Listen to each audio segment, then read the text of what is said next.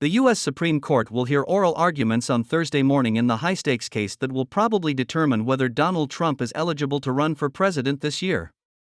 The case, Donald J. Trump v. Norma Anderson et al., came about after 6 Colorado voters filed a lawsuit last year alleging Trump was ineligible to run for president under a little-used provision of the Constitution's 14th Amendment. The provision says that any member of Congress or officer of the United States who takes an oath to defend the Constitution and then subsequently engages in insurrection is barred from holding office. The ban can only be overridden by a two-thirds vote by both chambers of Congress.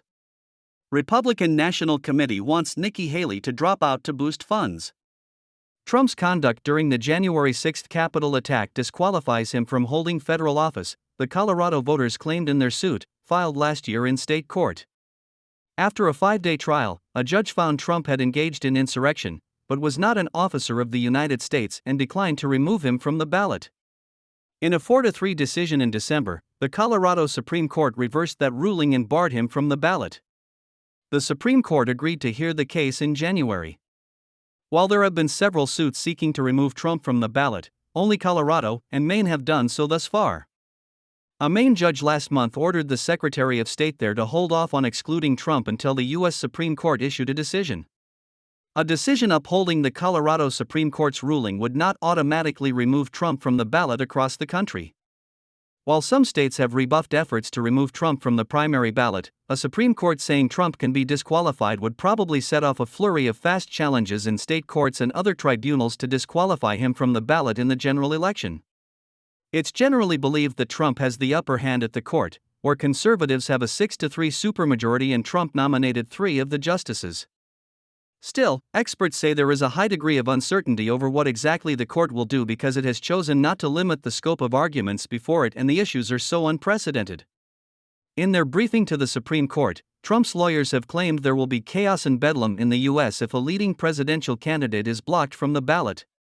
They gave an array of arguments to the justices for why he should not be disqualified, including that the word officer does not apply to the president and that he did not engage in insurrection. In our system of government of the people, by the people, and for the people, the American people, not courts or election officials, should choose the next president of the United States, Trump's lawyers wrote. The Colorado voters, backed by the left-leaning nonprofit Citizens for Responsibility and Ethics in Washington, CREW, argue that it is absurd to claim the 14th Amendment does not apply to the presidency and that it would be a danger to democracy to allow him to hold office again. Section 3 is designed precisely to avoid giving oath-breaking insurrectionists like Trump the power to unleash such mayhem again, they write.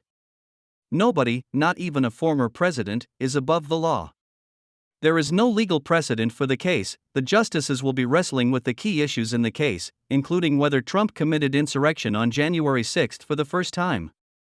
The 14th Amendment was enacted after the Civil War to bar former Confederates from holding office and has never been used to bar a presidential candidate. In 2022, the amendment was used to remove a New Mexico County commissioner from office, the first time it had been used that way in a century. The case marks the court's most direct intervention in a presidential election since its controversial decision in Bush v. Gore in 2000. Seeking to preserve its reputation as an apolitical body, the court is usually hesitant to get involved in heated political disputes, but the arrival of the Trump case makes the court's intervention in the most controversial of political cases unavoidable. It comes as public confidence in the court continues to decline amid a series of ethics scandals and politically charged decisions.